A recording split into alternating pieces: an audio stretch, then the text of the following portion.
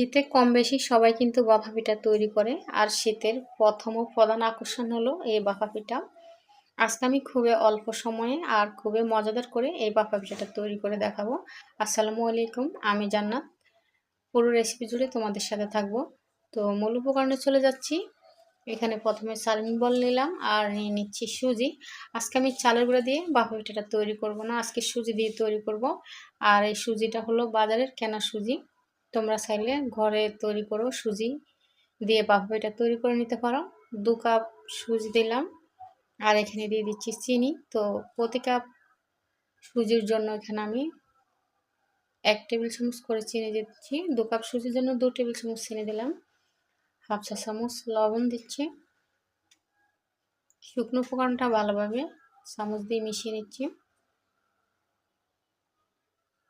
আর এই ভাপা পিঠাটা কিন্তু যখন মন চাইবে তখনই তৈরি করতে পারবে। খুবই অল্প সময় হয়ে যায় আর খুবই মজাদার হয় কিন্তু। শুকনো উপকরণটা ভালোভাবে মিশিয়ে নিচ্ছি। এবারে যেটা করব, এখানে আমি দুধ দিব।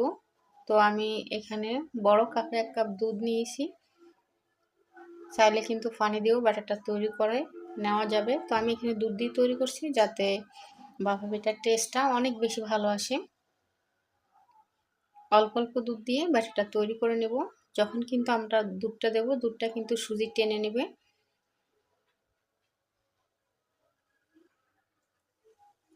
তো অফ ক্যামেরা সম্পূর্ণ দুধটা দিয়ে আমি এই ব্যাটারটা তৈরি করে নিয়েছি।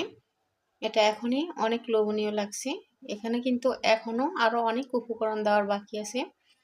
ব্যাটারটা তৈরি হয়ে গেছে, একটু পাতলা করে ব্যাটার তৈরি করে নিয়েছি। রেস্ট রেখে দেব 15 থেকে 20 মিনিট। এবার আমি যে কাজটা করব, যে বাটিতে করে ভাপা পিঠাগুলো তৈরি করব, এরকম বাটি নিয়ে নিয়েছি। ছোট ছোট এখানে স্টিলের 4টি বাটি নিয়েছি। আর এই বাটিগুলো তোমরা কিন্তু ফেরিওয়ালার কাছে কিনতে পেয়ে যাবে, কিন্তু দোকানেও কিনতে পেয়ে যাবে। তা আমি দোকান থেকে কিনেছিলাম। আর এক এক করে 4টি বাটিতে সাদা তেল মেখে নিয়েছি হাত দিয়ে। এদিকে আমার সুজিটা রেস্টে হয়ে গেছে, দেখো অনেকটা ফুলে গেছে। আবারও চামচ দিয়ে একটু মিশিয়ে নিচ্ছি। মেশানো হয়ে গেছে। এবারে এখানে দিয়ে দিচ্ছি নারকেল কোড়া, 1/2 কাপ নারকেল কোড়া দিলাম। আবারও ভালোভাবে মিশিয়ে নিচ্ছি। তো মনে হলো যে ব্যাটারটা অনেকটা ঘন হয়ে গেছে, সেজন্য আরেকটু দুধ মিশিয়ে নিচ্ছি। এবারে যে উপকরণটা দিব, এটা হলো বেকিং পাউডার। 1/2 চা চামচ বেকিং পাউডার দিয়ে ভালোভাবে মেশাতে হবে। বেকিং পাউডার দেওয়ার পরে কিন্তু ভালোভাবে মেশাতে হবে। এবারে যে বাটিগুলো তেল মেখে নিয়েছিলাম, এক এক করে সে বাটিতে আমি পরিমাণ মতো ব্যাটার দিয়ে দিচ্ছি। ব্যাটার দিয়ে চারিদিকটা সমান করে নিচ্ছি, ছড়িয়ে নিচ্ছি। এবারে দেখো এখানে আমি গুড় নিয়েছি। এটা হলো তাল পাটালি গুড়। তো অফ ক্যামেরা আমি কেটে নিয়েছি এভাবে করে। এবারে গুড় দিয়ে দিচ্ছি। তো যারা মিষ্টিটা কম পছন্দ করো তারা চাইলে কিন্তু গুড়টা আরেকটু কম করে দিতে পারো। 4টি বাটিতে সমানভাবে গুড় দিয়ে ছড়িয়ে দিয়েছি। এবারে উপরে আবারও ব্যাটার দিয়ে দিচ্ছি। তো ব্যাটার দেওয়া হয়ে গেছে। ব্যাটার দিয়ে আমি সমানভাবে আবারও ছড়িয়ে মিশিয়ে নিয়েছি। এবারে যেটা দেবো সেটা হলো নারকেল কোড়া।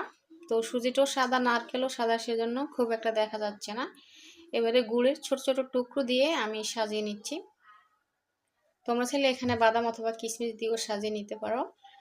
তো চুলায় ফ্রাইং প্যান বসিয়ে পানিটা বলক উঠিয়ে নিয়েছি, একটা স্ট্যান্ড বসিয়ে দিয়েছি। এবারে এক এক করে 4টি বাটি দিয়ে দেবো। ঢাকা দিয়ে অপেক্ষা করব 15 থেকে 20 মিনিট।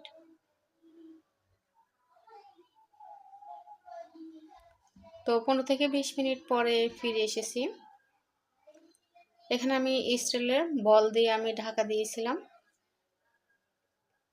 যাতে পানির বাষ্পটা বের না হয়ে যায়। তো মাশাআল্লাহ দেখো পিঠাগুলো হয়ে গেছে। আমার 20 মিনিট মতো টাইম লেগেছিল, খুব বেশি টাইম লাগেনি। আর গুড়গুলো কিন্তু গলে গেছে পানির ভাপে। তো খেতে কিন্তু অসাধারণ হয়েছিল। আর নিচের অংশটাও দেখিয়ে দিচ্ছি। আর পিঠাগুলো কিন্তু অনেকটা গরম আছে, সেজন্য একটু চিটচিটে। যখন ঠান্ডা হবে তখন কিন্তু জ্বর হয়ে যাবে। তো কেমন লাগলো আজকের আমার এই ভাপা পিঠার রেসিপি? ভালো লাগলে একটি লাইক করে দিও প্লিজ। আর প্রতিদিন এরকম রেসিপি পেতে চ্যানেলটি সাবস্ক্রাইব করে পাশে থেকো। সবাই ভালো থেকো। আল্লাহ হাফেজ।